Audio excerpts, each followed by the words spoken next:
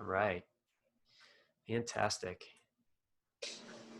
So I'm super excited to be interviewing a friend of mine, Kumba Shakur, who we've been trying to get on the show and we had quite the difficult time trying to connect. And I'm glad that we did. So Kumba Shakur is a loneliness coach. She's the founder of Yuga Bella Journeys, and she's on a mission to help liberate women from self-disconnection, stress and pain that's created by loneliness. So today we're going to be talking about loneliness and how do we conquer loneliness? How does that play a role in our lives? How does that affect our sleep? How does that affect our stress? And I'm really excited to have this conversation because I think it's really, really timely based off of what we're experiencing right now in the world with COVID. So Kumba, welcome to Sleep Science Academy, interviewing the experts. I'm excited to dive into this. Hi, Devin. Thank you so much for having me here today. I'm super excited and honored to be here. Yeah, well, I just want to say, we've connected several times over the last couple of years. I know we both went to IIN, Institute for Integrative Nutrition, and kind of run in the same circles. And so it was nice to reconnect. Recently, I think it was down in Miami. We were at a workshop, an emotional trauma workshop. And so I'm glad that we're connecting and having this conversation. So why don't we start off by you sharing a little bit about, why do you feel, what is loneliness and why does it happen? Like in your work that you do with women, what creates this sense of loneliness and why are people experiencing so much loneliness today? Okay, loneliness, there are several layers to loneliness. Most of the time when you mention loneliness, people picture being alone, being isolated, or having poor social relationships. But loneliness in its own really starts with disconnecting with the self. It starts with being disconnected from the essence of who we are. That's where loneliness starts. And I can say the root of loneliness is emotional disconnection. We are taught by nurturers, we are taught in society as we are kids, as we grow up, to always disconnect from difficulties, to always disconnect from this difficult emotions, from pain. When a kid is crying, we ask him to stop crying. When somebody is expressing pain, we're asking them not to be negative, to focus on the good. So all these negative emotions that are repressed dwell within and emerge every time, they are triggered. And that's the root of self-disconnection, because there is something deep within you that you're not paying attention to. So the root of loneliness is really disconnection from the self.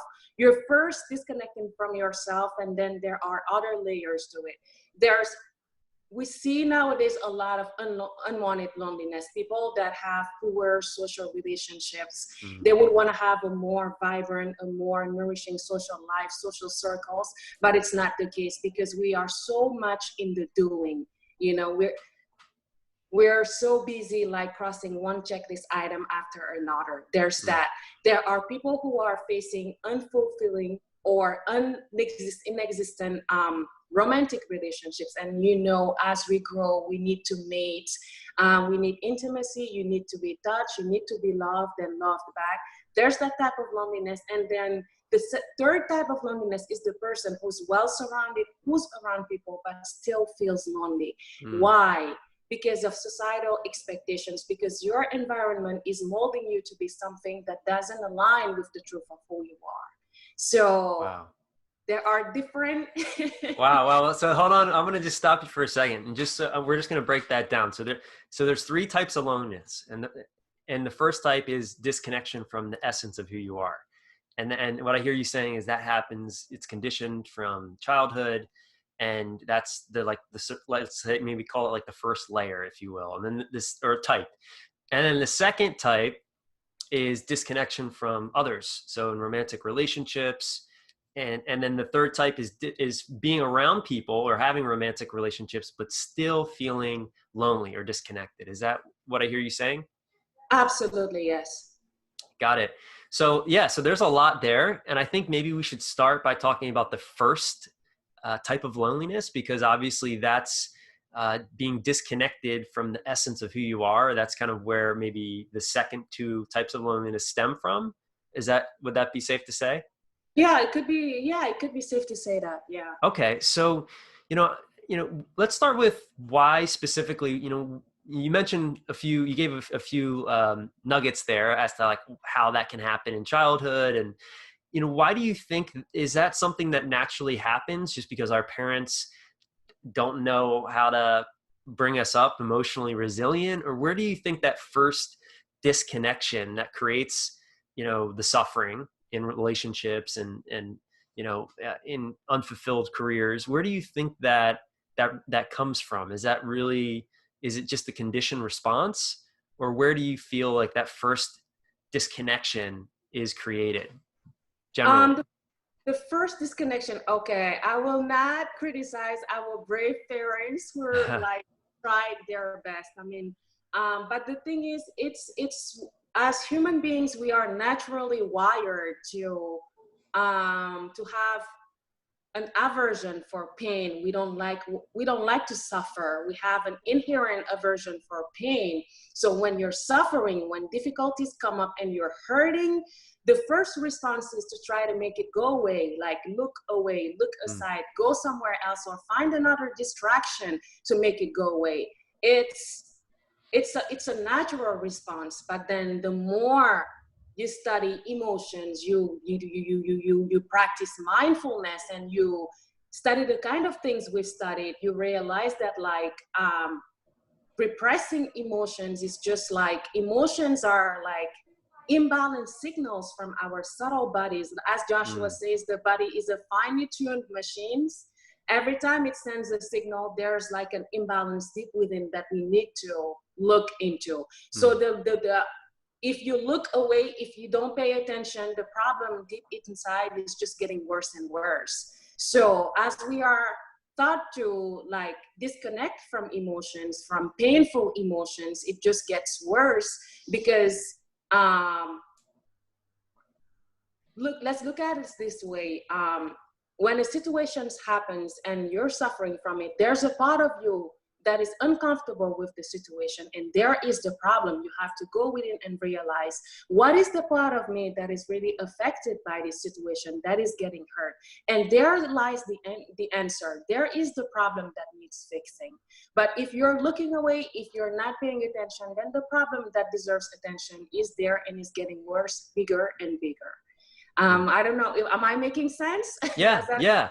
So what I hear you saying is that this happens when it's a disconnection to feeling painful emotions.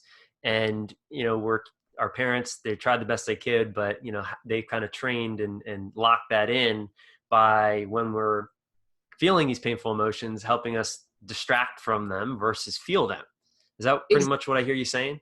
Absolutely. Feel versus avoid.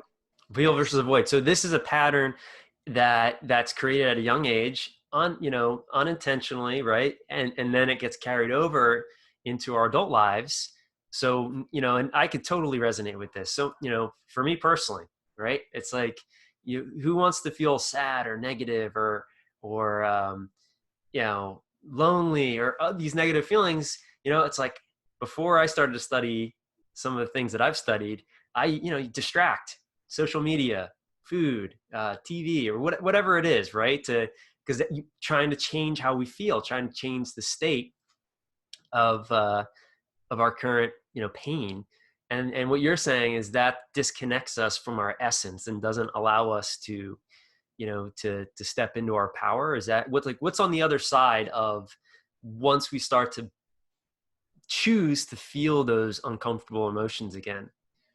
Feeling emotions opens up heart space. As you feel emotions, because you completely surrender. When you're fighting emotions, you're still trying to control. Control comes in different forms. You could be criticizing, judging the person who's making you suffer, or another way to control is expectations. And when things go wrong, you're still upset and you find ways to rationalize what you're going through to make sure that you're not wrong, or just to negative self-talk can also emerge. You're beating yourself up, you're criticizing yourself for being in the state where you are. Those are all levels of control. But when you completely surrender and accept the situation, because there's nothing wrong in vulnerability. We all perceive suffering as wrong, but when you suffer, you accept the situation for what it is, and you take the emotions for what they are.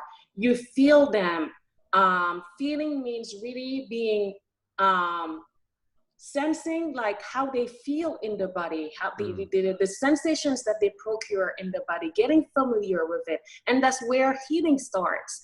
It opens up heart space, it melts the heart, and compassion arises. As compassion comes in, you can forgive yourself, forgive others, and liberate yourself. But as long as you're fighting emotions, you're fighting pain, you're not really being true to yourself, because there's still a side of yourself that you're denying, a side of yourself that you're refusing to let emerge. So there's disconnection from the truth of who you are. Because when you're connecting to your emotions, then you can really understand who you are, what's making you suffer, and what's beyond this suffering, the vulnerable, like the part of you that's really uncomfortable. So that's the type of loneliness that I mean, like it's self-disconnection, because you're not fully in true cohesion with the truth of who you are, you know? Wow. I feel like number one, that takes awareness. And that takes courage, because obviously that's not an easy journey to go down, allowing yourself again to fully feel and really start to feel some of those uncomfortable emotions that we try to push aside and not feel, because that's what we were trained to do. Right. Exactly. So would you say that, the intention, courage, what are some of the other things that people that are listening to this need to have in order to just even begin the journey of healing their hearts and stepping back into their true power and presence and essence? First off, intention is really important, the intention behind a practice, because Devin, something that I'd like to shed light on is the deceitful myths of mindfulness. Mindfulness offers, the steady practice of mindfulness studies a lot of great benefits and health improvements, spirituality, and all of that. But because there's this misconception, there's this expectation that when you practice mindfulness, you're expected to be Zen, you're expected to be immune to stress, you're expected pretty much to be perfect, or so much so that when certain sides of ourselves emerge, we beat ourselves up. For instance, practicing present moment awareness, being in the present.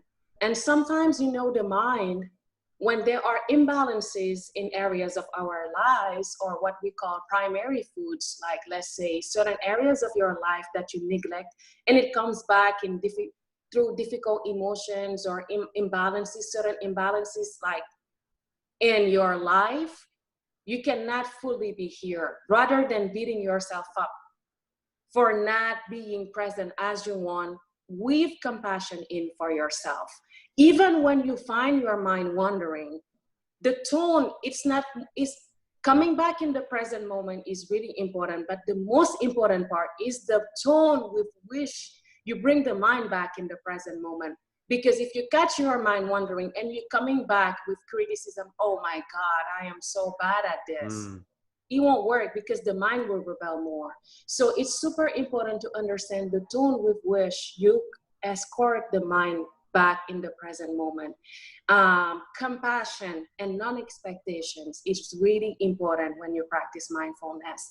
And a lot of teachers out there can confuse a lot of people. So that's super important. Sorry about this tangent, but that's something. No, it's great. So, we now know that mindfulness, but not just mindfulness, specifically, what did you call the type of present awareness of mindfulness?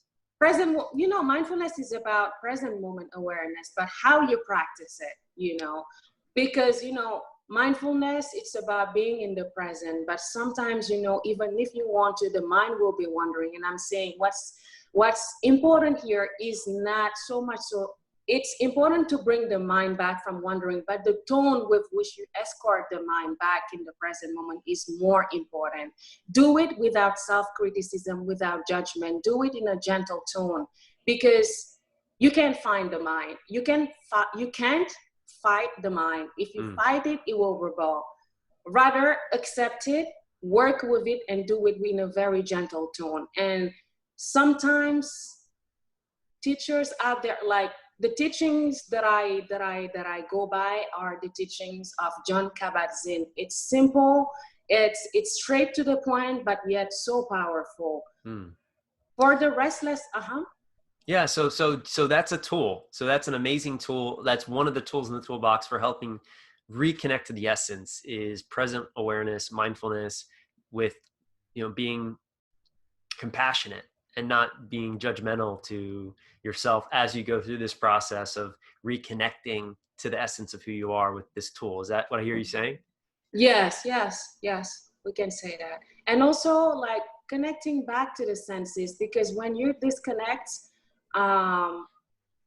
there's a lot of mind wandering going on. You know, there's a lot of things that deviate your attention. If you want to connect back to the truth of who you are, it's really important to harness the power of senses, you know. Utilize the senses to be more anchored in the present moment. Something like body scans. Body scan is a very powerful tool to build awareness and to connect back to yourself. Also, something else, mindful eating. As you're eating, cancel all noise around and solely focus on the food that you're eating. Chew it properly, absorb the flavor, the taste of the food that you're eating, because the energy with which you consume the food that you eat translates, like, you're passing pretty much that same energy onto, like, yourself as the food goes down the digestive tract. So if you're eating in an environment where you're distracted, that's the same energy that you're passing on to yourself. If you're eating with quiet, collected energy where you're paying attention to the food that you're eating, building a connection with it, paying attention to the flavors, the aroma, like cherishing the food, you'll see how much quiet and like how grounding that practice can be. Wow. So, okay. So here's some other tools for those people that are listening: mindful eating, and really connecting back to your senses of seeing, you know, the colors and hearing the sounds and feeling, you know, the physical sensations, right? So I feel like it's, you know, it's a really challenging thing to practice, especially now, because, you know, in the 21st century, everything is fast. Everyone's Absolutely. trying to get ahead, and everyone's looking, I think, to connect with their true essence, but in the wrong places, with more money, with bigger houses, bigger cars, with, you know, more power and prestige. And my observation is people are using these as vehicles to try to connect back to the essence. And in doing so, they are disconnecting even more. Would you agree with that? Or Absolutely, absolutely. Like materialistic possessions. And the thing is, the more you have, the more you can realize, like, what can this money do for me? Or like, am I going to achieve am I going to create authentic relationships from this money? You know, the more you surround yourself with materialistic possessions, the emptier you will feel inside. And like, we see a lot of examples around us. They cannot fill that void. And nobody else can fill that void. Even when even when there's social disconnection, the first relationship to build is the connection with the self. And another tool that I was gonna forget to talk about is observation. Just observing, non-judgmental observation. Observing your thoughts, observing your emotions, observing the internal chatter. When the mind chatters, observe what it tells you. Don't judge, don't react, just observe. That's a tool that allows to understand the truth of who we are, the processes that go within, and especially when there's emotional arousal, when emotions take over, to observe the process. wow. Okay, so I just want to, let's just circle back and recap on, because we just talked about a lot, and I want to make sure that everyone's getting this. So we're talking about how to reconnect to the essence of who we are. And we first talked about mindfulness as an umbrella or a tool, if you will, to do that. And within that, you gave us some subcategories or sub ways or tools to use to really do that. So we talked about mindful eating, slowing down, enjoying the food. We talked about connecting to the senses. We talked about what Observe. was observing as another. This is another way of practicing present awareness and mindfulness to then be able to start to feel some of the stuff that we buried up, right? And allow that essence, allow the process to begin of reconnecting with who we truly are and that true power within us. Is that about what did we cover it all, or did I miss anything? Yes, you covered it all. Yeah. Fantastic. So yeah, so I feel like, this is such a timely topic right now, because so many people are feeling even more isolated than Mm-hmm, before. mm-hmm. And so, where can someone, with what's going on currently, and I think, maybe you could speak a little bit to, in broader terms too, after this is, we open up the world again, how can people beyond mindfulness, and I mean, that could be enough, but are there suggestions or things that you would also have helped you or your clients reconnect to that essence? I mean, I feel like what you gave us was absolutely an amazing way. But is there anything else that you feel like the people that are listening to this should also know about how to really begin to connect to that, to start to feel a sense of, maybe what's the opposite of loneliness, would you say? Connection? Connection, Yeah. yes. Okay. So are there other ways of connecting to oneself outside of mindfulness that are powerful, that you've seen been effective? Absolutely. Because, Devin, as human beings, we are like wired for connection. We feed on connection. We get inspiration from connection with other human beings, connection from the universe and its boundaries, connection with um, other living beings. Go hug a tree, surround Good yourself trade.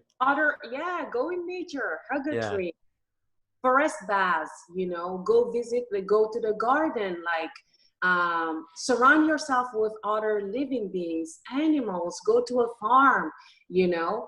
Um, Also surrounding oneself with other people, other human beings around, like a shared interest, a common interest.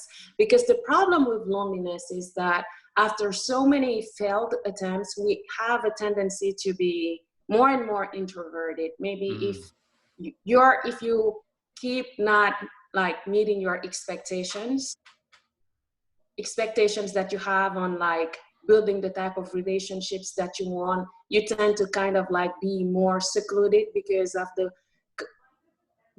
the negative self-talk that is likely to arise every time you fail, or let's say you have a tendency, yeah, to be more kept to yourself. And, like, I feel a good way of coming out of confinement is finding a way to build connections around a shared interest, a passion, a hobby.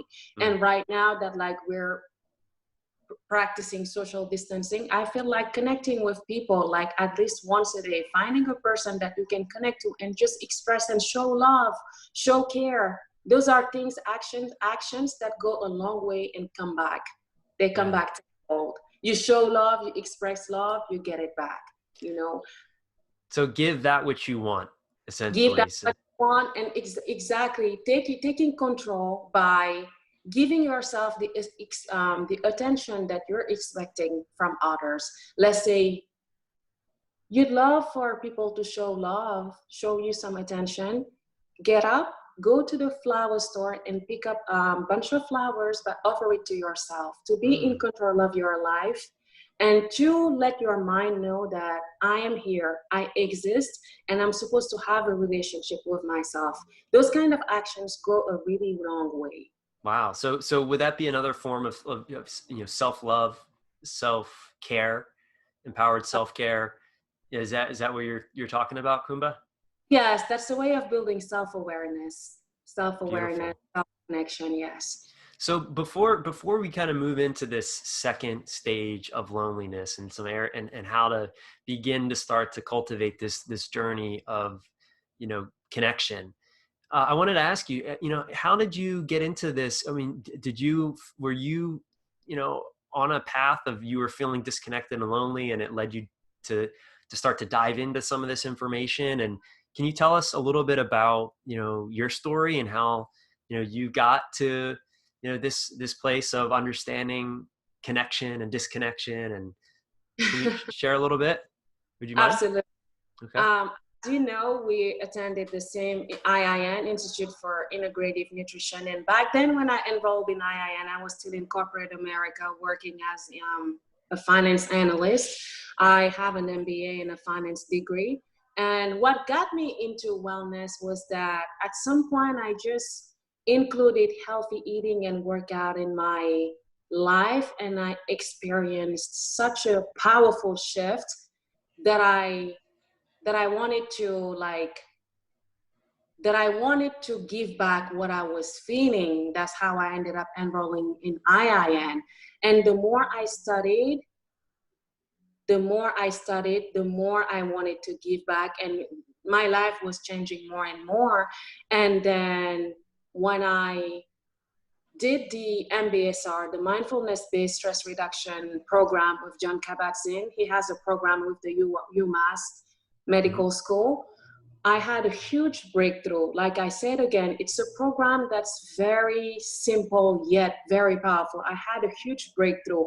I found myself writing and thinking about authenticity, freedom, self-awareness without even knowing what that was about. That's how I started this line of work, because after IIN, I was more into gut health, detox, and all of that, a little bit of mindfulness, but then it shifted. But then, like you said, my personal experience, especially after grad school, and then I entered the professional world, I would find myself lonelier and lonelier. Mm. So all of these stages of loneliness, I can write about. Yeah. So, It's interesting, talking to people, how often it comes from your own struggle, and you're looking for your own pain to try to heal. And then once you find a path that works for you, it's like, wow, I need to share this. I need to give this gift, because there's so many other people that are struggling with, what you were struggling with. You're on the other side of a health condition, or some sort of trauma or pain, or whatever that might be. And so it's always interesting. It's so common to hear stories like that, but that's awesome. So you essentially, after IIN, you did the John Kabat-Zinn mindfulness-based stress reduction training, and that's where mhm. you had a big breakthrough with what you were struggling with, which was loneliness. Yes. Wow, beautiful. Thanks for sharing that. Mm-hmm. So why don't we move to the next sort of level or category of loneliness, and chat a little bit about, what that means and how we can start to cultivate more connection with that form of loneliness. The second level of loneliness was because I first mentioned self-disconnection, unwanted loneliness, and that's very painful. That's the reason why I pretty much dubbed loneliness a life taker. Because earlier, when you mentioned people that surround themselves with materialistic possessions to numb the pain, but it doesn't benefit them in any kind of way, I can Mm. definitely relate to that. You know, it doesn't matter what you have, it doesn't matter who you are, we all need connection. And it's some type of need that no materialistic possession can fulfill. And loneliness is a silent oppressor because it takes a lot from you. First, because the boredom is something, the mind is a very powerful tool. And when it finds itself to be bored, the mind starts wandering. Mental chatter starts because it's so powerful. It will start wondering to keep busy, and that's another way where disconnection starts. You take it up to the head, you daydream, You try to recreate sensations of pleasure, sensations that you're lacking in your current life. So you take it up to the brain to recreate those emotions that you crave for. And that's the second type of disconnection that create a lot of mental activities that starts the stress process. Yeah, so let's talk about that, because I work with a lot of high performing entrepreneurs. I help a lot of people that have sleep challenges, and I definitely see some of these patterns in the people that I support. And one of the things that a lot of my clients that suffer from insomnia experience is they are usually very intellectual and very smart people, and I always tell them they're stuck in their head. And it's like, in order to really get out of your head and back into your body to start to feel again, so that you're not constantly thinking, which is a form of mental stress, right? And that's really one of the biggest obstacles, I think, with people that are trying to solve with insomnia, is they get stuck in their head, and they can't get out of their head, and these thoughts are coming in and racing mind and keeps them up. And so I know that's not just, I say insomnia is a symptom that something in your mind or body is imbalanced. Right. And so it's, so what are some of the ways that you found to be helpful for people that, kind of have this form of loneliness, that are looking to, is it really the same ways that we talked about as far as connecting your essence? Or if somebody's experiencing more of this type of loneliness, is there another tool or strategy or kind of way to help them get reconnected to themselves and Well, others? all type of loneliness pretty much have the same cycle, but it's pretty much the same process. But the problem with this type of loneliness is like it's unwanted loneliness.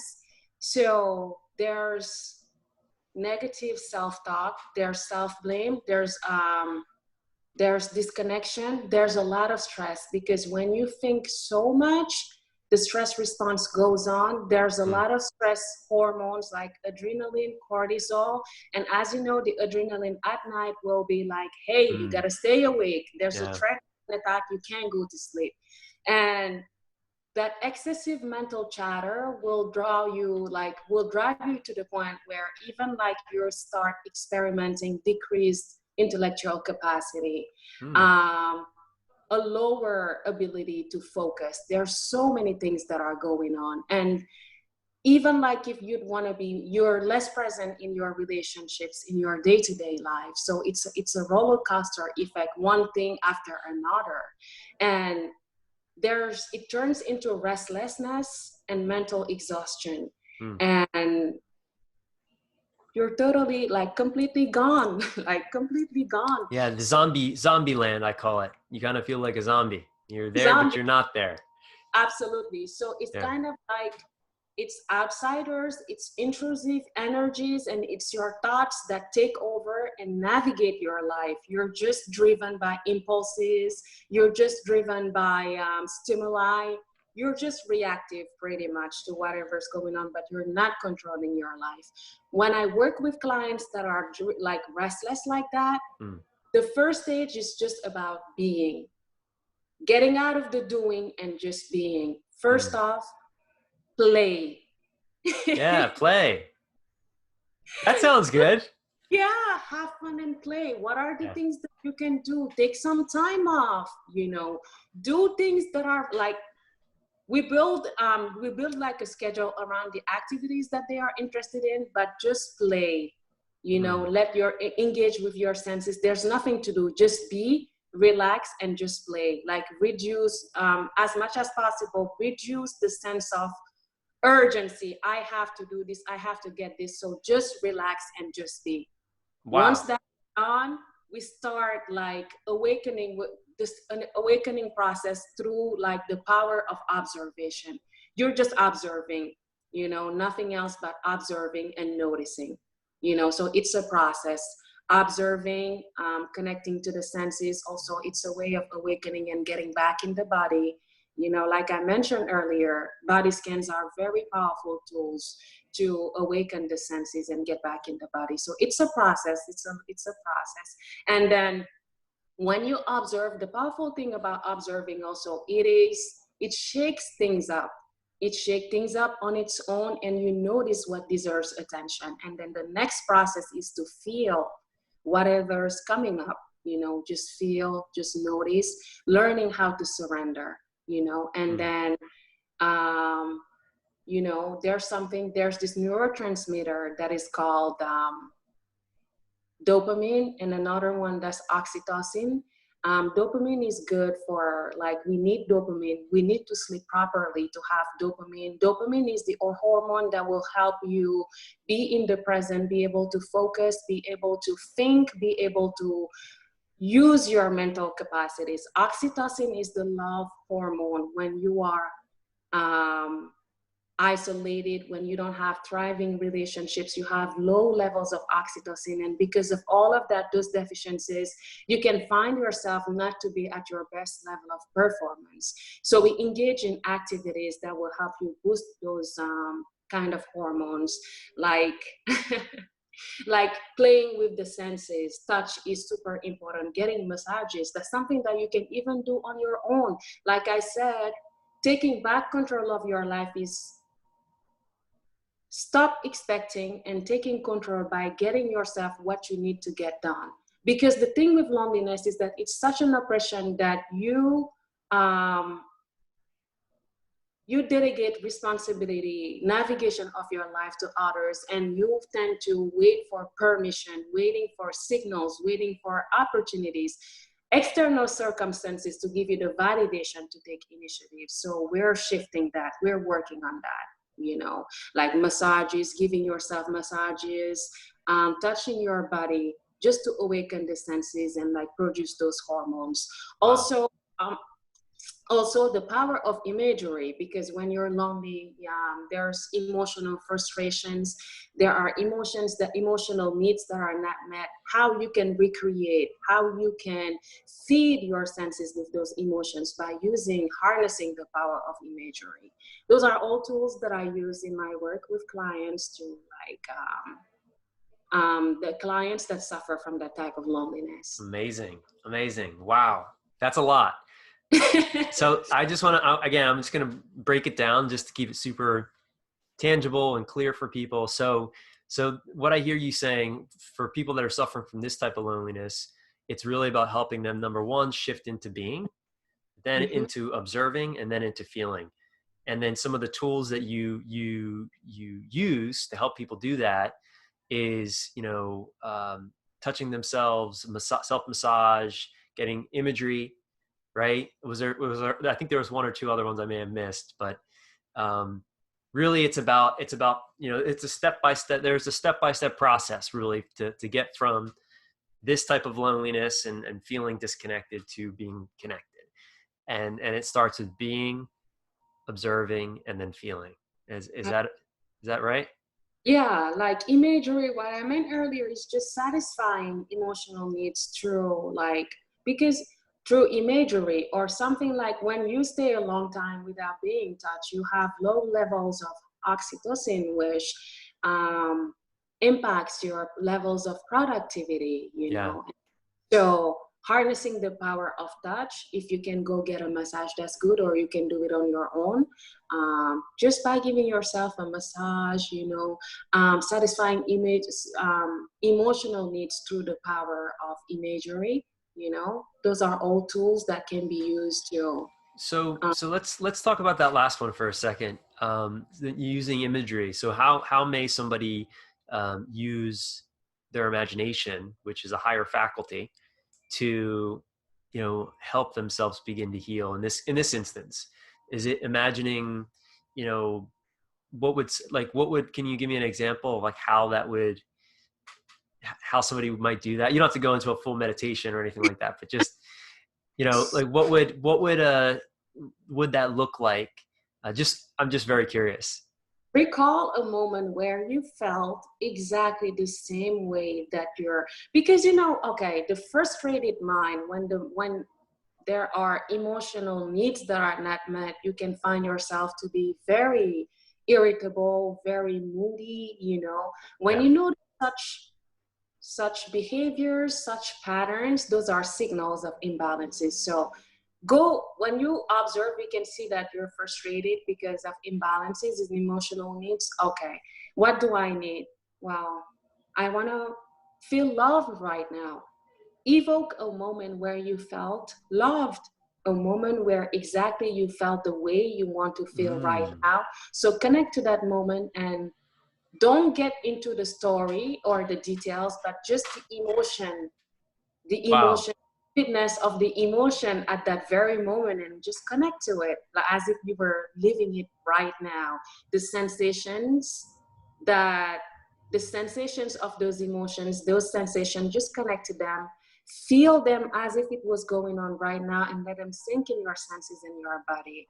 Amazing. uh, it's a very powerful tool to I could recreate. see that, and I could see you could probably either use if you have strong memories of the past of when you had those, or even create use your imagination to create something in your mind. So you could go past or future. I could imagine with this technique. Absolutely. And the more you practice, the better it gets, you know? Wow, that's awesome! What an amazing tool. I love that. I think the mind is an incredibly powerful tool that can either, allow us to really fully embrace this life, or it can just destroy us and keep Absolutely. us suffering and keep us in these patterns of self-destructive behavior and disconnection. And so, wow, so that's a lot there. And I definitely want to make sure we have enough time to talk about the third type. Yeah. So, this is, I mean, this is really timely. And I think there's so much here to Mhm. unpack. And obviously we're just really kind of giving a high level view. If for those of you listening to this, if you feel like you are in a state of loneliness and disconnection, obviously at the end we'll share how to get in contact with you and learn a little bit more about your work. But why don't we talk about that third category or stage, if you will, of loneliness? What was the third? um, Disconnection with others, I believe. Was that? The third was like being surrounded and still feeling lonely. Yes. Okay. It's not different from the first two because you'll see all of them have one point in common, being disconnected from the self. That's where it starts. Got But it. then it's like being surrounded with people, like unfulfilling Mm. relationships where you're not fulfilled. Why? Because maybe those relationships compels you to oppress or forego the truth of who you are. So it creates an internal emptiness that you're feeling a void that gets bigger over time. Or sometimes even people that are in relationship, married or like Mm. have partners, but they're not fulfilled, and that's some type of a void over there. You still feel lonely, you know. um, you're in a surrounding where you cannot be fully the truth of who you are. That's Mm. another disconnection. It's pretty much conditioning. You're being conditioned to be a certain way to fit the mold, and that's still another sort of loneliness. Wow. Yeah. So I personally have experienced all three of these types, and specifically that one you're talking about. I know for me, it was maybe about when I really started my spiritual healing journey and health journey.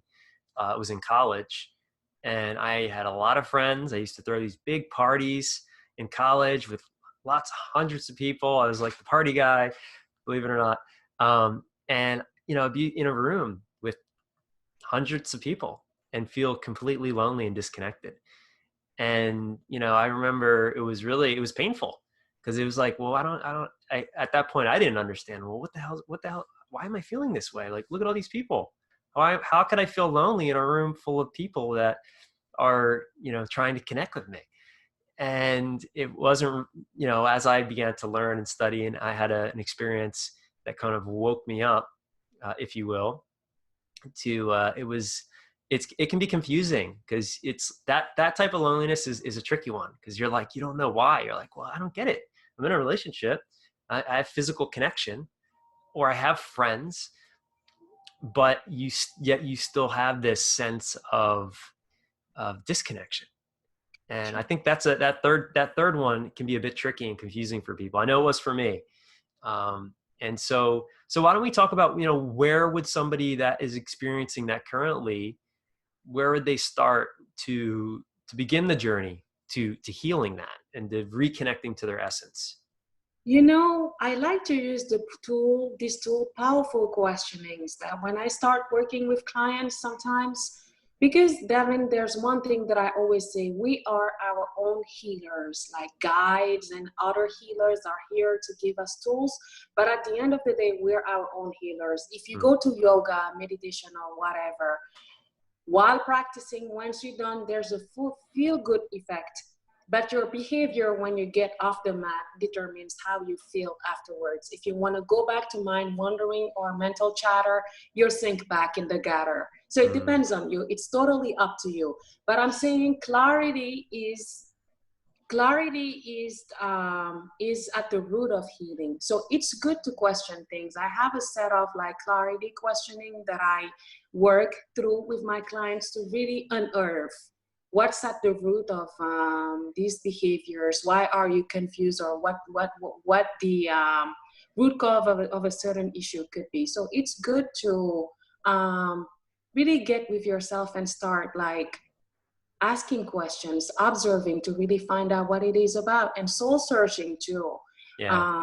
Soul searching, Yeah. It's, so that makes a lot of sense. Self-inquiry, asking questions, having a coach to support, to create a space for you to really, think about your thoughts and soul searching. I mean, that's really what it was for me. It took me to the jungles of Costa Rica and under a waterfall, having an experience to really open me up to the reality of why I was feeling that way. So, there's a lot of tools, right? And so it's depending on where you're being led and who's leading you, that could be it could be a one type of experience. So that's amazing. So, so much good stuff here, just golden gems. Why don't we, is there anything else? I mean, we talked about a lot. I want to kind of start to tie all this together and wrap it up.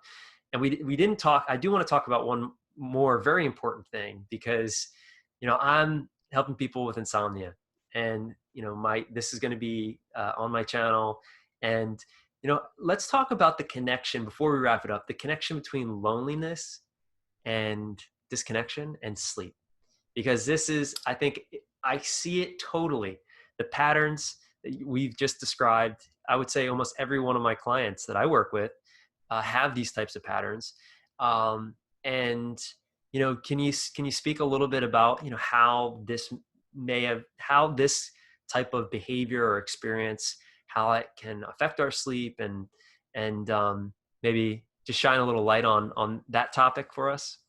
Absolutely, because sleep is super important. We don't realize it, but sleep is super important for everything that we do. Mental processes, digestion, for pretty much our health. You cannot be productive, you cannot have a good energy to do what is expected of you, what you have to do, or what you're expecting your body to deliver if your sleep is poor. Proper digestion requires proper sleep, and a lot of physiological processes happen when we sleep. So at least 7 to 8 hours of sleep daily. But when we're caught up in a circle of restlessness, when the mind is always running round the clock, at nighttime when we're trying to sleep, it won't, the stress hormones that we create with all of this excessive chatter will not let us go to sleep. Because when we're stressing out, when we're thinking so much, the body is thinking that there's an attack that it needs to defend us from. Yeah. So when it's time to go to sleep, the body will be like, hey, Devin, no, you can't go to sleep. There's a threat attack. You have to stay awake. And that's what adrenaline does. And also that stress is why we are so restless. Like, it doesn't matter how much time you spend laying down, but you can't feel rested. So I like to tell my clients to prepare for sleep before going to bed. 2 or 3 hours before sleep, disconnect from electronics, disconnect from work, relax, read books, put yourself in a relaxing state of mind, relaxing environment, drink tea, breathe, take it easy and slow down the thinking so you can prepare for sleep. Beautiful. Yeah, I love that. I call that a bed buffer. Yes. And then a nighttime ritual. So that's so super powerful and so important. And like I said, I totally see these patterns in the people that I work with. And you know, so it's good to know that, you know, it's good to have a framework and kind of know, hey, there is, it makes perfect sense what you're saying. So is there anything else that before we wrap it up that you know, you want to share with people that are going to be listening to this that you think would be important for people to know if they're listening to this and they're feeling a sense of disconnection and loneliness? Is there anything else that you'd like to share? Well, the thing with loneliness, like I said, it can throw someone in a state where they feel like they are not in control of their situation, so why not give up because they feel powerless? And I'm saying you're not bound to such a grim tale. You always are in control, and it starts with harnessing the power of awareness. Start observing, reach out for support. In our society, there's this misconception and this judgment, stereotyping about loneliness. People don't want to speak about loneliness because they will be judged to be lame, they will be judged to be unwanted. And even it drives you to the point where you start thinking about yourself in a certain way, like you completely give up on your life and fear over. But it's never too late. Reach out for support, talk to people, and do the work, because it's all about mindset. It's all about mindset, and don't let fear take over. You can get. Beautiful. Thank you. So how can what's the best way that people can, you know, that are going to be listening to this, what's the best way that they can reach out to you? I know you mentioned that you have a you know, like a freebie that or a guide that you can share with people, but what's the best way if somebody listens to this and said, hey, I need, you know, this makes a lot of sense. How can, you know, how can people reach you? Yeah, I do have this blueprint that is called "From Loneliness to Turn Loneliness to Freedom." You can access this freebie on my website, www.yugabellawellness.com/freebies. Yuga Bella, it spells like YUGA Bella Wellness.com/freebie. And my website is www.yugabellawellness.com. Okay. My Instagram, Kumba_Shakur. So feel free to reach out. I'm offering free clarity sessions or powerful questioning sessions in case you'd be interested. I'll be more than willing to help in these times because we can all use some support. Yeah, I agree with you. I think it's, you know, reaching out for support is actually a sign of strength, not weakness. And, you know, it takes courage, but we all need it. We all need it, especially now. And with what's going on in the world, I think that we need to be even more open to getting to support from people to help us on our journeys. So I'll definitely put a link below this video interview with your details. If anyone wants to go ahead and grab that freebie or hop on a call with you to learn more about how you can support them.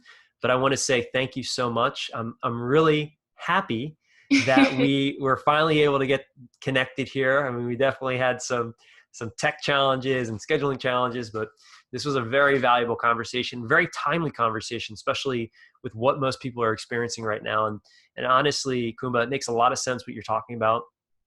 And I think that, you know, I'm grateful that you're doing this type of work and guiding people to experience a connection, a reconnection with who they really are, their essence. Because at the end of the day, I mean, we're on this planet for a short time, Absolutely. and let's make it the best short time ever.